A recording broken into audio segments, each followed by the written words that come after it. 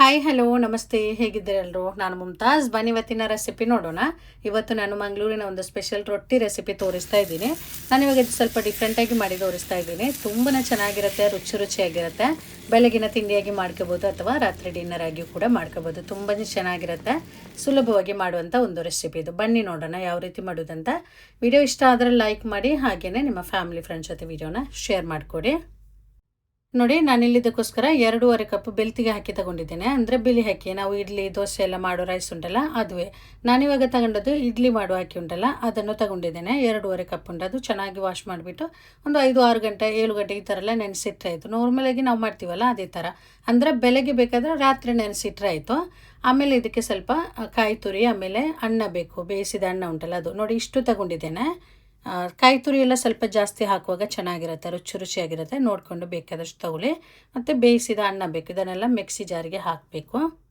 ನೀರು ಹಾಕಬಾರ್ದು, ನೀರು ನೋಡಿಕೊಂಡು ಬೇಕಾದರೆ ಮಾತ್ರ ಒಂದು ಸ್ವಲ್ಪ ಹಾಕಿದರೆ ಆಯಿತು. ಜಾಸ್ತಿ ನೀರು ಹಾಕಲಿಕ್ಕೆ ಹೋಗಬೇಡಿ. ಇನ್ನು ಇದನ್ನು ತರಿಯಾಗಿ ರುಬ್ಕೋಬೇಕು, ಜಾಸ್ತಿ ನೈಸ್ ಆಗಬಾರ್ದು. ನಾನು ತೋರಿಸ್ತೇನೆ. ಚೆನ್ನಾಗಿ ತರಿ ಇರಬೇಕು, ಆ ಥರ. ನೋಡಿ, ಇಷ್ಟು ಗಟ್ಟಿಯಾಗಿ ರುಬ್ಕೊಂಡಿದ್ದೇನೆ. ನೀರು ಬೇಕಾದರೆ ಮಾತ್ರ ಹಾಕಿದರೆ ಆಯಿತು. ಆಮೇಲೆ ನೋಡಿ, ಇದಕ್ಕೆ ಸ್ವಲ್ಪ ಈರುಳ್ಳಿ ಮತ್ತು ಸ್ವಲ್ಪ ಹಸಿ ಸೋಂಪು ಹಾಕಬೇಕು. ಆವಾಗ ತುಂಬ ಚೆನ್ನಾಗಿರುತ್ತೆ, ಪರಿಮಳ ಇರುತ್ತೆ ಚೆನ್ನಾಗಿ. ಇದು ಹಾಕಲೇಬೇಕಂತಿಲ್ಲ, ಬೇಕಾದರೆ ಸ್ಕಿಪ್ ಮಾಡ್ಕೋಬೋದು. ಹಾಕಿದರೆ ಇನ್ನೂ ಚೆನ್ನಾಗಿರುತ್ತೆ ತಿನ್ನಲಿಕ್ಕೆ. ನೋಡಿ, ಈ ಥರ 2ನೇ ಸಲ ಹಾಕಿ ಈ ಥರ ರುಬ್ಕೊಂಡಿದ್ದೇನೆ. ನಾನು ಹೇಳ್ದಾಗೆ ನೈಸ್ ಆಗಬಾರ್ದು, ತರಿ ಇರಬೇಕು. ಎಲ್ಲ ಚೆನ್ನಾಗಿ ಮಿಕ್ಸ್ ಮಾಡ್ಕೊಳ್ಳಿ. ಉಪ್ಪು ಹಾಕಿಲ್ಲ ಇದಕ್ಕೆ, ಬೇಕಾದಷ್ಟು ಉಪ್ಪು ಹಾಕಿಬಿಟ್ಟು ಒಂದು ಸಲ ಮಿಕ್ಸ್ ಮಾಡ್ಕೋಬೇಕು. ನೋಡಿ, ಹಿಟ್ಟಿಲ್ಲಿ ರೆಡಿ ಆಯಿತು, ಕಾಣುತ್ತಲ್ಲ ಥರ. ಇನ್ನು ಸ್ಟವ್ ಆನ್ ಮಾಡಿಬಿಟ್ಟು ಒಂದು ಪ್ಯಾನ್ ಇಟ್ಟಿದ್ದೇನೆ. ನಾನಿವಾಗ ಕಬ್ಬಿಣದ ಪ್ಯಾನ್ ತಗೊಂಡಿದ್ದೇನೆ. ಯಾವುದರಲ್ಲಿ ನೀವು ಮಾಡ್ತೀರೋ ಅದನ್ನು ತಗೊಂಡ್ರೆ ಆಯಿತು.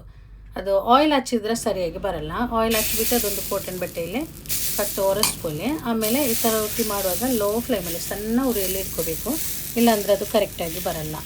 ಅತಿ ಸಣ್ಣ ಉರಿಯಲ್ಲಿ ಮಾಡ್ಕೊಂಡಿರುತ್ತೆ. ಆಮೇಲೆ ಕೈ ಈ ಥರ ಬಿಸಿ ಆಗುತ್ತಲ್ಲ, ಆವಾಗ ಸ್ವಲ್ಪ ಪಾತ್ರದಲ್ಲಿ ನೀರು ತಗೋಬೇಕು. ನೀರಿಗೆ ಕೈ ಹಾಕಿಬಿಟ್ಟು ಈ ಥರ ನೀರು ಹಾಕ್ಕೊಂಡು ಈ ರೀತಿ ಮಾಡಿದರೆ ಆಯಿತು. ಫಸ್ಟ್ ಟೈಮೆಲ್ಲ ಮಾಡುವವರಿಗೆ ಸ್ವಲ್ಪ ಕೈಯೆಲ್ಲ ಬಿಸಿ ಆಗಲಿಕ್ಕೆಲ್ಲ ಚಾನ್ಸ್ ಇರುತ್ತೆ. ಅದು ಸ್ವಲ್ಪ ನೀರು ಹಾಕಬೇಕು.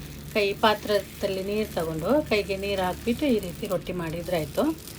ತೆಳುವಾಗಿ, ಆದಷ್ಟು ಎಷ್ಟು ತೆಳುವಾಗಿ ನಮಗೆ ಆಗುತ್ತೆ ಅಷ್ಟು ತೆಳುವಾಗಿ ಮಾಡ್ಕೊಳ್ಳಿ. ಮತ್ತು ಸಣ್ಣ ಉರಿಯಲ್ಲಿ ಇಟ್ಕೋಬೇಕು. ಫಸ್ಟ್ ಈ ಥರ ರೊಟ್ಟಿ ಮಾಡುವಾಗ ಅತಿ ಸಣ್ಣ ಉರಿಯಲ್ಲಿ ಇಟ್ಕೋಬೇಕು. ಆಮೇಲೆ ಫ್ಲೇಮ್ ಸ್ವಲ್ಪ ಜಾಸ್ತಿ ಮಾಡಿಕೊಡಿ, ಒಂದು ಮೀಡಿಯಮ್ ಟು ಹೈ ಫ್ಲೇಮಲ್ಲಿಟ್ಟು ಕಾಯಿಸಿದ್ರೆ ಆಯಿತು. ಆಮೇಲೆ ಸ್ವಲ್ಪ ಇದರ ಮೇಲ್ಗಡೆ ಬೇಕಾದರೆ ಆಯಿಲ್ ಹಾಕ್ಬೋದು. ನಾನಿವಾಗ ತೆಂಗಿನ ಎಣ್ಣೆ ಅಥವಾ ಬೇರೆ ಯಾವುದಾದ್ರೂ ಆಯಿಲ್, ಅಂದರೆ ಸನ್ಫ್ಲವರ್ ಆಯಿಲ್ ಯಾವುದು ಕೂಡ ಆಗ್ಬೋದು. ಆಯಿಲ್ ಹಾಕಿದರೆ ಚೆನ್ನಾಗಿರುತ್ತೆ, ಇಲ್ಲಾಂದರೆ ಬೇಡ, ಸ್ಕಿಪ್ ಮಾಡ್ಕೋಬೋದು. ಈ ಥರ ನೋಡಿ ಕಾಯಿಸ್ಕೊಳ್ಳಿ.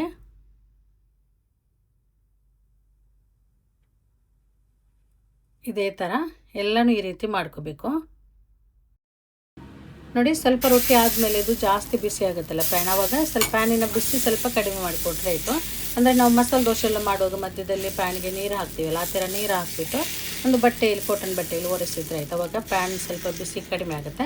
ಆಮೇಲೆ ಈ ಥರ ಮಾಡುವಾಗ ಅದು ಕರೆಕ್ಟಾಗಿ ಬರುತ್ತೆ. ಇಲ್ಲಾಂದರೆ ಅದು ಹಿಟ್ಟು ಎದ್ದೇಳುತ್ತೆ, ಆ ಥರ ಎಲ್ಲ ಆಗುತ್ತೆ. ಫಸ್ಟ್ ಟೈಮ್ ಮಾಡೋರಿಗೆ ನಾನು ಇವಾಗ ಹೇಳ್ತಾ ಇದ್ದೀನಿ, ಆ ರೀತಿ ಮಾಡಿದ್ರೆ ಆಯಿತು, ಅವಾಗ ಕರೆಕ್ಟಾಗಿ ಬರುತ್ತೆ. ಇದೇ ಥರ ಎಲ್ಲನೂ ಈ ರೀತಿ ಮಾಡ್ಕೊಳ್ಳಿ.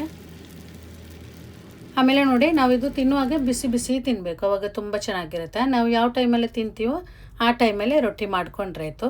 ಇದು ನಾನ್ ವೆಜ್ ಕರಿ ಇದ್ದರೆ ಚೆನ್ನಾಗಿರುತ್ತೆ. ಫಿಶ್ ಕರಿ, ಚಿಕನ್ ಕರಿ ಎಲ್ಲ ಆದರೆ ತುಂಬಾ ಚೆನ್ನಾಗಿರುತ್ತೆ. ಇನ್ನು ಕರಿ ಇಲ್ಲ ಅಂದರೂ ತಿನ್ಬೋದು. ಅಂದರೆ ನಾವು ಇದಕ್ಕೆ ಕಾಯಿ ತುರಿ, ಈರುಳ್ಳಿ, ಸೋಂಪೆಲ್ಲ ಹಾಕ್ತೀವಲ್ಲ, ಹಾಗೇ ತಿನ್ಬೋದು. ಬಿಸಿ ಟೀ ಜೊತೆ ಎಲ್ಲ ಹಾಗೇ ತಿನ್ಬೋದು, ತುಂಬ ಚೆನ್ನಾಗಿರುತ್ತೆ. ನೋಡಿ, ನಾನಿವಾಗ ಎಲ್ಲ ಮಾಡ್ತಾಯಿಲ್ಲ, ಸ್ವಲ್ಪನೇ ಮಾಡಿದ್ದೀನಿ. ಅಂದರೆ ನಾವು ಬಿಸಿ ತಿನ್ನಬೇಕು, ಅದಕ್ಕೋಸ್ಕರ ನಿಮಗೆ ತೋರಿಸ್ಲಿಕ್ಕೋಸ್ಕರ ಸ್ವಲ್ಪ ಮಾಡಿದ್ದೀನಿ. ನೋಡಿದ್ರೆ ಈ ಒಂದು ರೊಟ್ಟಿ ತುಂಬ ಚೆನ್ನಾಗಿರುತ್ತೆ. ನೀವು ಈ ಥರ ಮಾಡಿಲ್ಲ ಅಂದರೆ ಒಂದು ಸಲ ನೀವು ಮಾಡಿ ನೋಡಿ.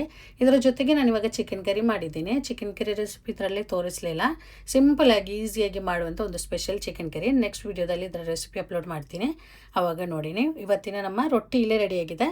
ತುಂಬಾ ಟೇಸ್ಟಿಯಾದಂಥ ಒಂದು ರೊಟ್ಟಿ ಇದು. ರೊಟ್ಟಿ ಮತ್ತು ಚಿಕನ್ ಕರಿ ನೀವೆಲ್ಲರೂ ಟ್ರೈ ಮಾಡಿ ನೋಡಿ, ಎಲ್ರಿಗೂ ಇಷ್ಟ ಆಗುವಂಥ ಒಂದು ತಿಂಡಿ ಇದು.